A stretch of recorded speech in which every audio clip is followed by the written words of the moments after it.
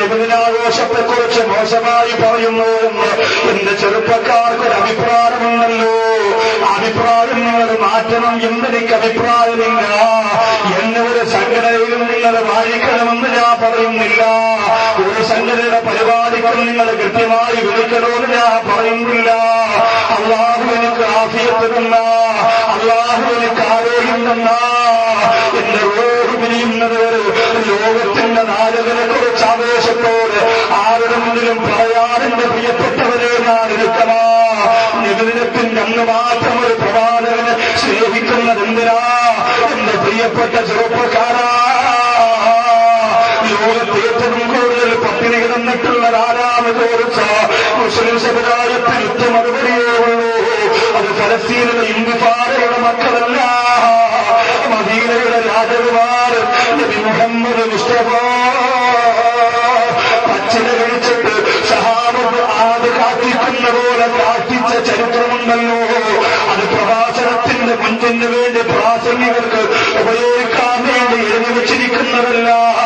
അള്ളാന്റെ ഹബീബിനെ കുറിച്ച് പറയുമ്പോ അത് പറയാതിരിക്കാൻ നിവർത്തിയില്ല. പ്രിയപ്പെട്ടവരെ, വഴിയെ പോകുന്നവരിൽ നിന്നൊക്കെ പണം പിരിച്ചിട്ട് എന്തിനാ നിബിദിന ചോറ് വെക്കുന്നത്?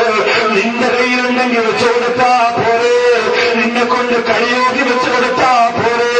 വഴിയെ പോകുന്ന അന്നന്റെയും ചേച്ചിയുടെയും മുമ്പ് കൈനീട്ടിയിട്ട് രസീതെഴുതി കൊടുത്തിട്ട് ചോറ് വെക്കുമ്പോ എന്റെ പ്രിയപ്പെട്ടവരെ, ഈ നേത്തന്മാർ ബിരുദന്റെയാണ് പണിയുന്നവരെന്ന് മറ്റ് സമൂഹത്തിൽപ്പെട്ട സമുദായത്തിൽപ്പെട്ടവർ പരിഹരിക്കുമ്പോ മദീനയുടെ മണവാളിന്റെ മനസ്സ് വേദനിക്കൂലേ? നിന്റെ ഗുണമെടുക്കണോ, നമ്മുടെ ഗുണമെടുക്കണോ? നമ്മൾ നഷ്ടപ്പെട്ടത് എപ്പോഴേക്കുണ്ടാക്കിയ പണമുണ്ടല്ലോ, ആ പണമെടുത്തിട്ട് എത്ര ചെറുത് ബിരിയാണി വേണമെങ്കിലും വെച്ചു കൊടുത്തോ.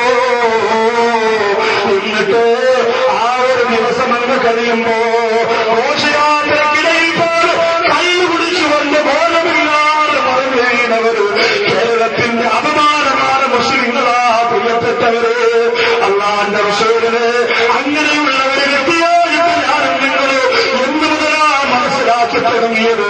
വേണ്ട വേണ്ട, അള്ളാന്റെ ഹബീബിനെ മനസ്സറിഞ്ഞ് സ്നേഹിക്കുന്നവര് വിധങ്ങളുടെ റബീലിന്റെ ഒരു 12 ഉണ്ടല്ലോ.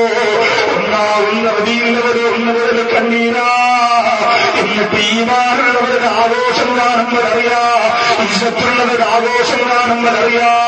അവർ 10 20 വയസ്സായ പെൺകുട്ടികളെ അണിയിച്ചൊടിക്ക റോഡുകളുടെ നടത്തില്ല.